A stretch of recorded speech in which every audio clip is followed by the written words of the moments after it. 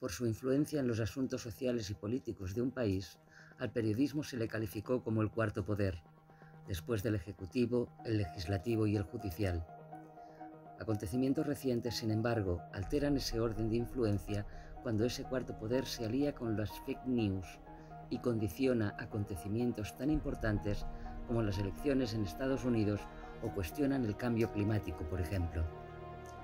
El poder catártico de las imágenes hace posible que el mundo reaccionara para detener la sangría de las guerras de los Balcanes, cuando se difundió la masacre en un mercado de Sarajevo como consecuencia de un bombardeo serbio, o que el asesinato del afroamericano Floyd, estrangulado por un policía blanco, generara un sinfín de protestas, mientras que días después, el asesinato de otro afroamericano, Jayland Walker, que recibió 60 disparos por la espalda por una infracción de tráfico, no generara ninguna. No hubo imágenes impactantes de su asesinato. El término cuarto poder lo acuñó el británico Thomas Macaulay. A lo largo de la historia, el periodismo ha sido clave para denunciar conflictos sociales, denunciar injusticias que otros poderes ocultaban o desenmascarar la corrupción de las altas instancias del Estado. Y muchos de ellos hasta han dado la vida en el desarrollo de sus funciones.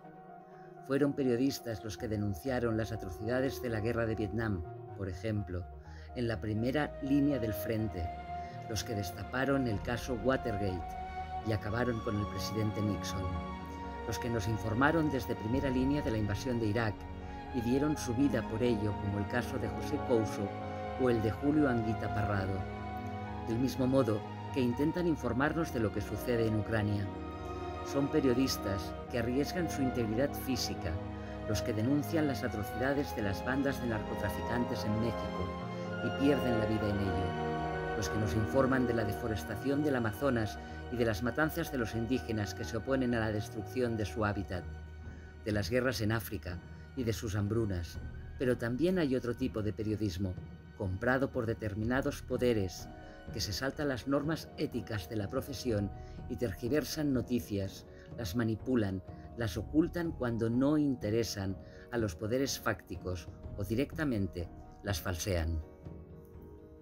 Los llamados fake news, la noticia falsa, no es un invento de ahora. Quizá uno de los más relevantes casos se produjo cuando William Random House achacó a un atentado español el hundimiento del acorazado Maine en el puerto de La Habana. El magnate de la prensa, un hombre sin escrúpulos, manipuló a conciencia los acontecimientos para que Estados Unidos declarara la guerra a España y se decantara la independencia de la isla. Suya es la frase dirigida a uno de los ilustradores del New York Journal: «Tú haz los dibujos, que yo pondré la guerra». El genial cineasta Orson Welles caricaturizó a conciencia a la figura de Hearst, convirtiéndolo en su ciudadano Kane, el endiosado magnate que se construyó una vivienda palaciega en Xanadu y vivía al margen de la realidad. De la influencia de los medios de comunicación y haciendo de ellos un instrumento de guerra, fue muy consciente Joseph Goebbels, un verdadero maestro de la manipulación. Los medios de comunicación alemanes durante el Tercer Reich, al servicio del poder, y las alocuciones de su ministro de propaganda prepararon durante años al pueblo alemán para la Segunda Guerra Mundial y para la cacería de judíos, gitanos, izquierdistas y homosexuales que fueron a parar a los campos de exterminio. Durante años, los judíos fueron dibujados en las viñetas de los diarios como ratas y como tales fueron exterminados con raticidas. El Tercer Reich hizo realidad la distopía de George Orwell de 1984. Las deformaciones periodísticas, haciéndose eco de las armas de destrucción masiva inexistentes en Irak, facilitaron la invasión de ese país por parte de Estados Unidos. Lo mismo sucedió con los atentados del 11S, que medios interesados, seguramente pagados por las corporaciones que luego se beneficiaron en el conflicto armado, atribuyeron a Saddam Hussein.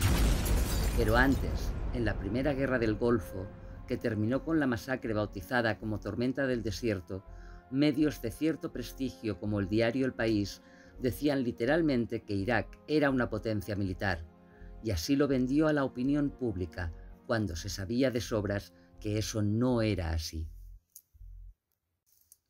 Con la llegada de Internet y las redes sociales, los medios de comunicación, muchos de ellos digitales, sufrieron una transformación.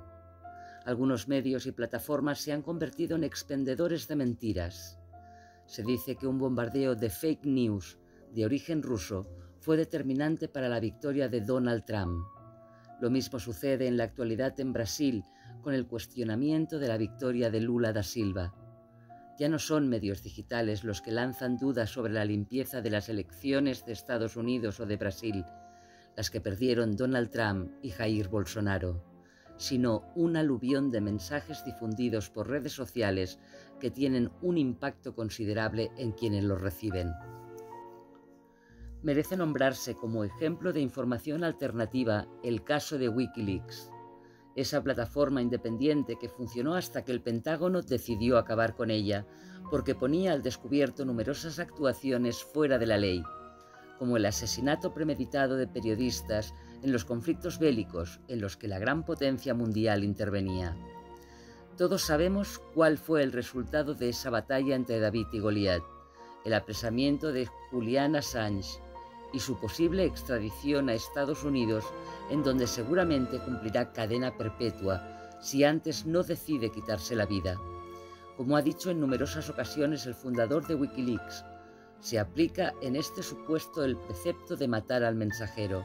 Se castiga a quien denuncia el delito, pero no a quien lo comete.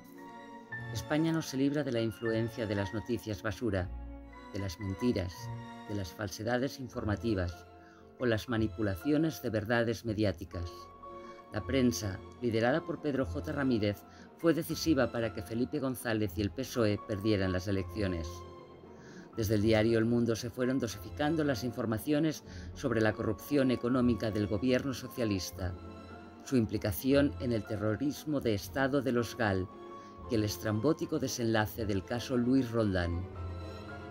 En la operación de derribo del PSOE fue determinante la dosificación de las informaciones, que eran veraces, no darlas todas de golpe, sino espaciadas en el tiempo, para que se fueran retroalimentando y socavaran la credibilidad del Ejecutivo.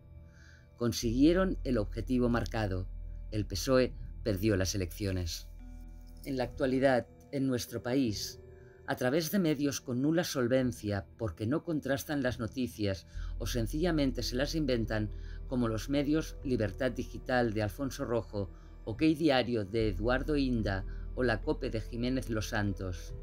Por citar los más relevantes, se organizan cacerías mediáticas contra los líderes de Podemos, con noticias falsas o manipulando otras que tienen consecuencias a la hora de las elecciones.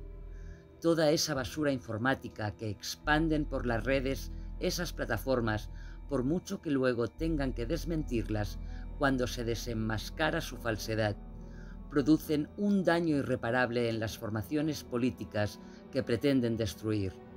Por otro lado, medios que apelan a una supuesta seriedad como Antena 3, muchos de cuyos informativos no son otra cosa que opinión sesgada o programas directamente basura, como el de Ana Rosa Quintana, en los que participan tertulianos que se hacen eco de bulos, contribuyen a modular el estado de opinión de un país. El paradigma de la información ha cambiado en los últimos años, especialmente en España.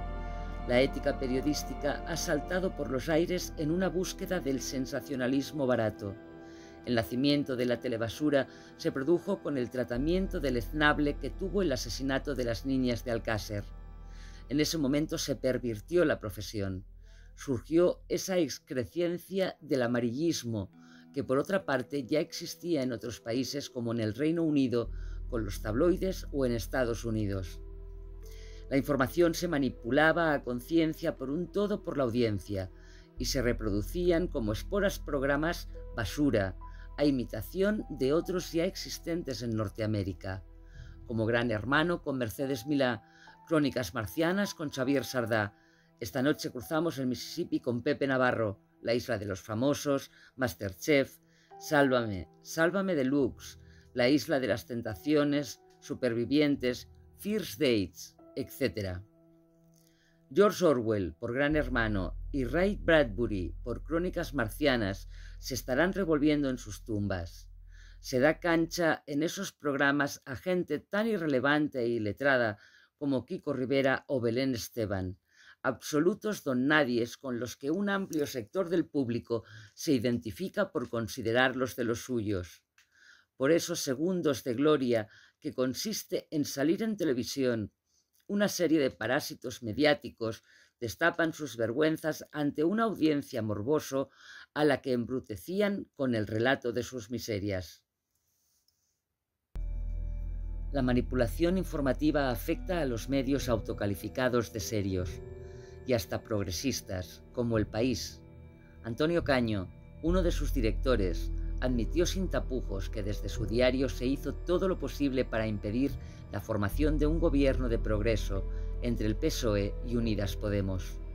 Otro medio supuestamente progresista como La Sexta y su periodista estrella Antonio García Farreras fueron desenmascarados en una grabación del rey de las cloacas del Estado, el excomisario Villarejo, en el que se anunciaba la difusión de una fake news por parte de Eduardo Inda contra Pablo Iglesias, y el periodista de La Sexta aceptaba a difundirla, a sabiendas de su falsedad, para interferir en el inmediato proceso electoral.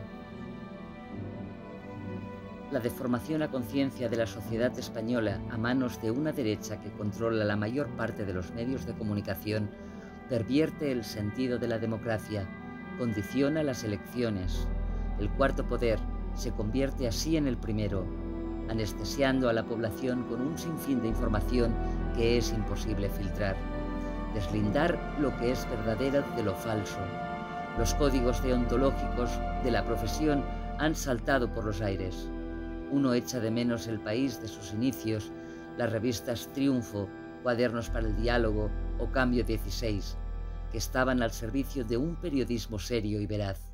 Vivimos en una selva informativa y es tarea ardua no ser manipulados por ella.